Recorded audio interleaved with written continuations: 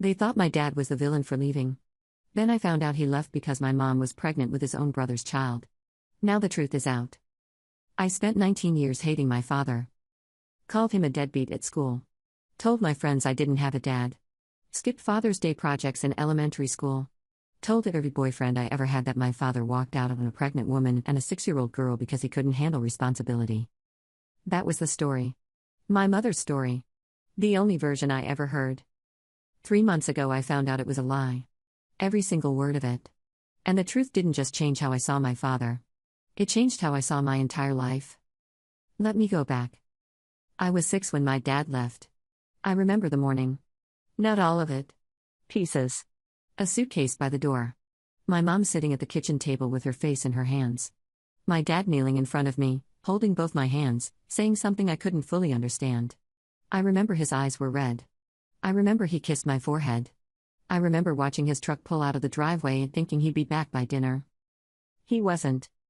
My mom told me he left because he didn't want us anymore. She said it softly at first. Like it hurt her to say it. Then she said it more. Then she said it like a fact. Like weather. Your father chose himself over this family. Your father wasn't man enough to stay. Your father didn't want the responsibility of 2 kids. 2 kids. Because my mom was pregnant when he left. 7 months pregnant with my brother Isaiah. And the story was always the same. Warren Davis packed a bag and left his pregnant wife and his 6-year-old daughter because he was selfish and weak and couldn't handle what was coming. That's what I believed for 19 years. I built my whole identity around it. I was the girl without a dad. The girl who was strong because she didn't have a dad. The girl who didn't need a man because the first one in her life proved they always leave. My Uncle Troy was around a lot after my dad left. Mom's side of the family pulled close. Troy helped with groceries. Fixed things around the house. Drove me to school when Mom had morning sickness.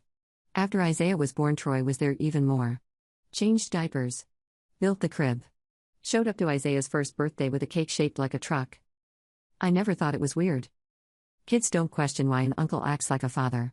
They just accept the presence. Troy was present. My dad wasn't. Simple math. My mom never dated after my dad left. I used to think that was noble. She sacrificed her personal life for us. Devoted mother. Never brought men around her kids. I told people that with pride. My mom raised 2 kids alone and never once put a man before us. I was so wrong. By the time I was 10, I developed a full narrative about my father. He was a coward. He was weak. He probably had another family somewhere. I imagined him with a new wife and new kids, sitting at a dinner table, laughing, having completely erased us from his life. When I was 12, my grandmother Pearl called the house. My mom answered. I heard her say, "He doesn't get to call here." Then she hung up. I asked who it was. She said, "Nobody important." Pearl was my father's mother. I didn't know until years later that she called every month. Every single month for 6 years. My mother never let me talk to her. Not once. When I was 13, my school had a father-daughter dance. My best friend Tasha asked me who I was bringing. I said, "My dad's dead." He wasn't dead. But it was easier than explaining. And part of me wished he was because at least then I'd have a reason instead of a choice. That's what my mother gave me. She gave me a story where my father chose to leave. And when a child believes their parent chose to leave them, something breaks that you can't describe. It's not anger. It's not sadness. It's this low hum of not being enough that sits in your chest for years. I carried that hum everywhere. In high school, I saw him once. I was 16. Grocery store parking lot. He was getting out of a truck 2 rows over. Same truck. Older. He looked older too. Thinner. His hair was shorter. He saw me at the same moment I saw him. He stopped walking. I could see his chest moving. Like he was trying to breathe but couldn't get enough air. He took 1 step toward me. I turned around and walked the other way. Fast. Got in my mom's car and locked the doors and sat there shaking for 10 minutes. I didn't tell my mom. I didn't tell anyone. I just sat with the fact that my father was alive and living maybe 30 minutes away and hadn't once tried to see me. Except he had. I just didn't know it yet. My mother's sister, my Aunt Lorraine, said something strange at Thanksgiving when I was 17. We were in the kitchen. Mom was in the living room. Lorraine was cutting sweet potatoes and she looked at me and said, "You look just like Warren." Then she stopped cutting. Looked at the doorway to make sure Mom wasn't there. And said, "He wasn't all bad, you know." I said, He left us. She said, I know. But things aren't always what they look like. I didn't think about it again for years. I should have. When I was 18, I left for college. First in my family. Scholarship.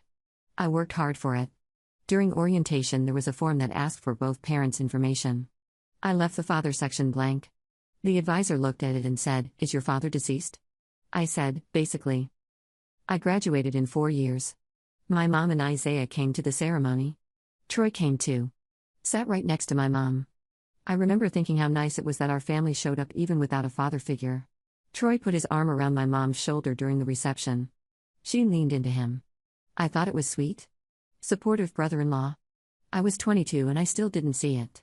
2 years later. 3 months ago. Pearl died. My father's mother. The woman my mom wouldn't let me talk to. She was 81. Died in her sleep. I found out through a cousin on my dad's side who found me on Instagram. A woman named Corinne. She sent me a message that said, I know you don't know me. I'm your cousin. Your grandmother Pearl passed away on Tuesday. She left something for you. I almost didn't respond. I sat with that message for 2 days. Then I drove to Pearl's house. Corinne met me at the door. Small house. Clean. Quiet. Photos on every wall. And I noticed something immediately that stopped me in the hallway. There was a photo of me. My kindergarten class photo. The one with the pink shirt and the missing front tooth. Framed. On the wall. Next to a photo of me at what looked like a middle school track meet. And another one of me in my high school graduation cap. I never sent Pearl these photos. I hadn't spoken to her since I was 6. Corinne saw me looking and said, He brought those. Every year. He. My father. Corinne led me to a bedroom in the back of the house. Small room. Single bed. A closet with a box on the top shelf. She pulled it down and set it on the bed. Brown cardboard. My name written on the top in handwriting I didn't recognize. She said, Pearl told me to give this to you when she passed. She said you'd understand when you were ready. Then she left me alone with it. I opened the box. 23 letters. 23 handwritten letters from my father. One for every year since he left. Some short. Some 4 pages. All addressed to me. Not a single one had been mailed. Not because he didn't want to send them. Because he'd already tried. My mother sent them back. Every one. After the 6th year he stopped mailing them and just gave them to Pearl. One every year. On my birthday. I read the first one sitting on Pearl's bed. My hands were shaking so badly the paper rattled. It was dated November 14, 2007. My 7th birthday. The year after he left. It said, Happy birthday, baby girl. I wanted to bring this to you in person, but your mother has asked me not to come to the house. I understand why she's angry. I want you to know that I didn't leave because of you. I left because I found out something that broke me. And staying would have broken me worse. You are the only reason I considered staying at all. I'll explain everything when you're old enough. I love you more than you know. Dad. I read all 23 letters in that room. Took me 4 hours. By letter number 6 the story started to come together. Letter 6. My 12th birthday. 2012. It said, I found out in your mother's 8th month that Isaiah wasn't mine. I found a text message on her phone from Troy. Your Uncle Troy. My brother. It said, Our son is almost here. I confronted her. She admitted it. She said it happened once. I knew that was a lie because I'd seen other messages going back over a year. My own brother. In my own house. While I was working doubles at the plant to pay for the nursery I built with my own hands. I put the letter down. I couldn't breathe. I picked it up again. She asked me to stay and raise Isaiah as mine. She said nobody had to know. She said Troy would step back. She said the affair was over. I asked her one question. I said, Was it over before you got pregnant or after? She didn't answer. That was my answer. I left the next morning. I kissed you goodbye and I left because if I stayed one more day in that house I would have become someone you'd be afraid of. I chose to leave whole so I could come back to you whole. But your mother made sure I couldn't come back at all. Letter 9. My 15th birthday. 2015. I went to your track meet today. I didn't go inside. I parked across the street and watched through the fence. You ran the 400. You finished second. You were angry about it. I could tell from the way you pulled your ponytail out. You do that when you're frustrated. Same thing you did at 4 years old when your block tower fell over. I wanted to walk over and tell you second place in the 400 is incredible. I didn't. Because your mother has a restraining order and I can't come within 200 feet of you or Isaiah. A restraining order. My mother took out a restraining order against my father. She told me he never tried to see us. She told me he disappeared. She told me he didn't care enough to show up. He was in the parking lot. At every event. Watching through a fence. Because she made it illegal for him to come closer. I called my mother from Pearl's driveway. She answered on the second ring. She said, "Where are you?" I said, "Pearl's house." She went quiet. The kind of quiet where you can hear someone's entire body tighten. I said, "I found the letters." She said, "What letters?" I said, "Mom. Don't." She started crying. Immediately. Not slow building tears. Instant. Like she'd been waiting 20 years for this phone call and had the tears preloaded. I said, "Isaiah is Troy's son." She said, "Let me explain." I said, "You told me my father abandoned us. You told me he didn't want us. You took out a restraining order against a man who was sitting in parking lots watching his daughter run track through a chain-link fence. You intercepted his letters. You blocked his mother's calls. You let me believe for 19 years that I wasn't worth staying for. Explain that." She said, "I was scared, baby. I was scared that if you knew the truth you'd choose him." I hung up. I sat in my car for 45 minutes. Then I called my father. The number was in letter 22. He wrote it at the bottom. Said, "This number will always work. Whenever you're ready. If you're ever ready." It rang 3 times. He picked up. He said, "Hello?" I said, "Dad. It's me." Silence. 5 seconds. 6. 7. I could hear him breathing. Then a sound I will never forget as long as I live. A grown man sobbing. Not talking. Not saying words. Just the sound of 19 years of waiting finally hitting the ground. I said, "I read the letters." He said, "All of them?" I said, "All of them." He said, "I'm sorry I couldn't tell you sooner." I said, "You have nothing to be sorry for." He said, "I missed your whole life." I said, "I know. And I'm so sorry. For everything I thought about you. For everything I said about you. For every time someone asked about my dad and I said he was a deadbeat. For the grocery store. I'm sorry for the grocery store." He said, "You remember that?" I said, "You took a step toward me and I walked away from you. I walked away from you and you were standing in a parking lot watching me leave and you couldn't follow me because of a restraining order that should never have existed." He was quiet for a long time. Then he said, "You were 16. You believed what you were told. I never blamed you. Not once. Not for a single second." I drove to his apartment the next day. 3 hours. Small town outside of Roanoke. 2nd floor apartment. Clean. Quiet. 1 bedroom.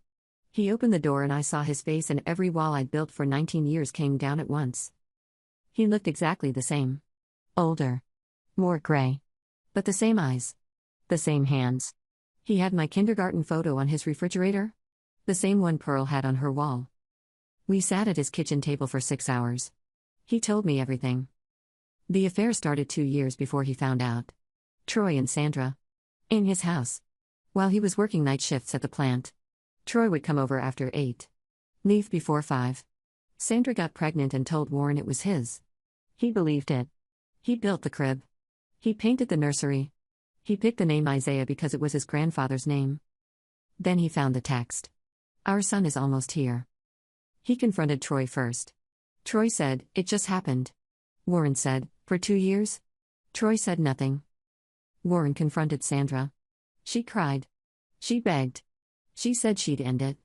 Warren asked one question. "Was it over before you got pregnant or after?" She didn't answer. He packed a bag the next morning. But here's what my mother never told anyone. Warren didn't just leave. He went to a lawyer. He filed for custody of me. His biological daughter. He wanted to take me with him. Sandra's lawyer argued that removing a 6-year-old from her mother would cause psychological damage. The judge agreed. Warren got visitation rights. Every other weekend.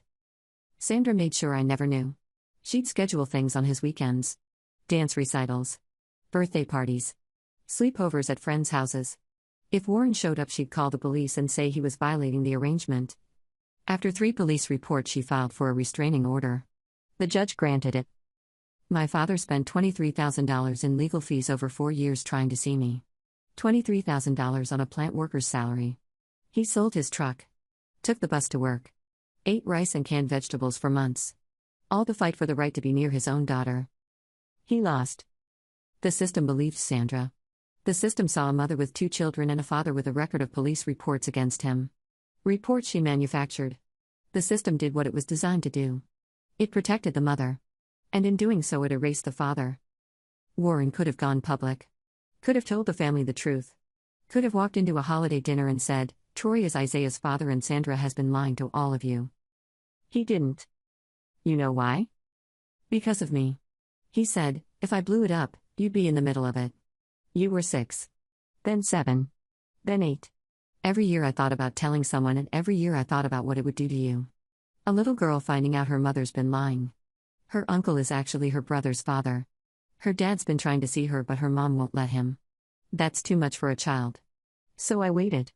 I kept writing the letters. I kept driving to the parking lots. And I waited for you to come to me. 19 years. He waited 19 years. I confronted Isaiah next. My brother. 19 years old. Sophomore in college. I drove to his campus and sat him down in a coffee shop and told him everything. He didn't believe me at first. Then I showed him the letters. Then I showed him photos from the box. A photo of Troy holding Isaiah at 6 months old. A photo of Sandra and Troy at what looked like a restaurant. Sitting close. His hand on her knee. Dated 3 months before Isaiah was born. Isaiah's face went through 5 stages in about 30 seconds. Confusion. Denial. Anger. Something that looked like nausea. Then nothing. Blank. He said, "Troy's my father?" I said, "Yes." He said, "Does Troy know?" I said, "Troy has always known." He said, "He's been at every Thanksgiving? Every Christmas. He bought me a car for my 18th birthday. He's been acting like a cool uncle, and he's my actual father and nobody told me." I said, "Mom told him to stay quiet." Troy agreed because it was easier. For both of them. Isaiah stood up. Walked outside. Threw up in a trash can next to the bike rack. I followed him out. He was leaning against a wall, hands on his knees. He said, "I have his nose. I always wondered why I didn't look like Dad." Mom said I took after her side. He didn't call Troy. Not that day. Not the next day either. What he did was take a DNA test. $29. Walgreens. Results in 7 days. 0% match with Warren Davis. We already knew. But Isaiah needed to see it. I went back to my mother's house one more time. Didn't call ahead. Just showed up. She opened the door and saw my face and immediately started talking. "Baby, you have to understand the position I was in. I was pregnant. I was alone. I couldn't lose everything." I said, "You weren't alone. You had a husband who loved you. You chose Troy over him. Then you chose lying over honesty. Then you chose controlling the narrative over letting your children know their own father." She said, "Everything I did was to protect you." I said, "You didn't protect me. You stole my father from me. You stole 19 years of birthdays. 19 years of phone calls. 19 years of being someone's daughter. And you gave me a fake story about a man who never stopped trying to reach me. You let me hate him. You made me hate him. That's not protection. That's control." She reached for my arm. I stepped back. I said, "Where's Troy?" She said, "He moved to Charlotte 4 years ago." I said, "Do you still talk to him?" She didn't answer. I said, "Mom? Do you still talk to Troy?" She said, "Sometimes." Sometimes. My mother was still in contact with the man who helped destroy my father's life. After everything. After the lies. After the restraining order. After 20 years. Sometimes. I left. Didn't slam the door.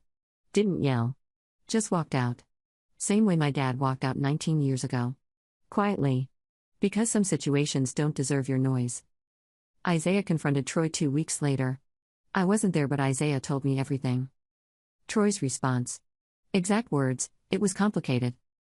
Isaiah said, "You're my father and you've been pretending to be my uncle for 19 years and all you can say is it was complicated?" Troy said, "Your mother and I decided it was better for everyone." Isaiah said, "Better for WHO? Not for me. Not for Warren. Better for you and Mom. So you wouldn't have to face what you did." Troy said, I provided for you. I was always around. Isaiah said, You bought me things. That's not the same as being my father. You know what being a father looks like?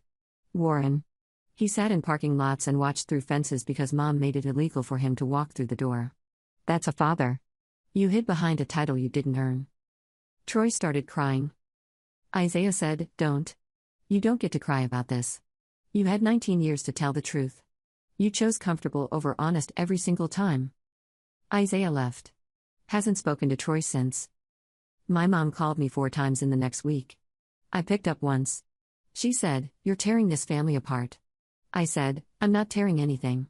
I'm just turning on the lights. You built this family in the dark. I just opened the curtains. She said, What do you want from me? I said, I want you to call Warren and apologize. Real apology. Tell him you manufactured police reports. Tell him you used a restraining order to erase him from his daughter's life. Tell him you let his own child call him a deadbeat for 19 years when he was the only one telling the truth. She said, I can't do that. I said, Then we're done. Warren and I see each other every 2 weeks now. I drive to Roanoke. Sometimes he drives to me. We're building something. It's not what it should be. It's not father-daughter dinners every Tuesday. It's not him walking me down an aisle or teaching me to drive or being there when I graduated. Those things are gone. You can't refund 19 years. There's no receipt for stolen time. But we have what we have. Which is honesty. Which is more than I've ever had with my mother. Last month I went to Roanoke for his birthday. 52. I brought a cake. Vanilla with buttercream because Corinne told me that's his favorite. He opened the door and saw the cake and his eyes filled up and he said, Nobody's brought me a birthday cake since Pearl. We sat at his table. Same table where he told me everything. He showed me a photo album he'd kept. Every school photo of me he could find. Every newspaper clipping from my track meets. A printed screenshot of my college graduation announcement from the university's website. He'd printed it at the library. He said, I printed 6 copies. Gave one to everyone at work. I looked at the album and I saw 19 years of a father loving his daughter from a distance. Not a deadbeat. Not a coward. Not a man who chose himself. A man who chose to wait. Who chose patience over explosion. Who chose my well-being over his own need to be known as a good father. He let me hate him. Because the alternative was destroying my world as a child. That's not weakness. That's the strongest thing I've ever seen anyone do. Isaiah is working through it. He's in therapy. He doesn't talk to mom much. Doesn't talk to Troy at all. He went to see Warren twice. Awkward both times. Because Warren isn't his biological father, but Warren is the only man who ever fought to be a father in this family. And Isaiah has to sit with the fact that the man who shares his DNA couldn't even say I'm sorry without following it with it was complicated. My mother is alone now. Troy stopped answering her calls after Isaiah confronted him. Because Troy's version of loyalty only works when nobody's watching. The second it went public, he retreated. Disappeared into Charlotte like he disappeared from responsibility 19 years ago. Aunt Lorraine called me. She said, I almost told you at Thanksgiving when you were 17. I should have. I'm sorry I didn't. I said, You said things aren't always what they look like. She said, I was scared of your mother. Sandra has a way of making you feel like telling the truth is the same as being disloyal. I know that feeling. I lived inside it for 19 years. Warren told me something last week that I haven't stopped thinking about. He said, I used to sit in those parking lots and watch you through the fence and think, one day she'll know. One day she'll come find me. And I drive home and write another letter and put it in the box and tell Pearl, keep this safe. She'll need it someday. He was right. Pearl kept the box for 19 years. On the top shelf of her closet. Waiting. My mother built a version of my life that ran on lies. Every birthday without my dad. Every Father's Day I skipped. Every time I told someone my father was a deadbeat. Every time I looked in the mirror and wondered why I wasn't enough for him to stay. All of it. Built on a story she wrote to protect herself and Troy from the consequences of what they did. I lost my father for 19 years. Not because he left. Because she erased him. And the worst part isn't the lying. The worst part is that she watched me carry the weight of thinking I wasn't enough. She watched her own daughter walk around with a hole in her chest that she put there. She watched me build walls and push people away and struggle with every relationship I've ever had because the first man in my life taught me that love leaves. He didn't teach me that. She did. She taught me that lesson and signed his name to it. I'm sitting in Warren's kitchen right now. Writing this. He's in the next room watching a basketball game. I can hear him yelling at the TV. Something about a bad call. 19 years of silence, and I'm listening to my dad yell about basketball, and it's the most beautiful sound I've ever heard. Not because it's special. Because it's ordinary. Because it's what I should have had all along. I'm not writing this for sympathy.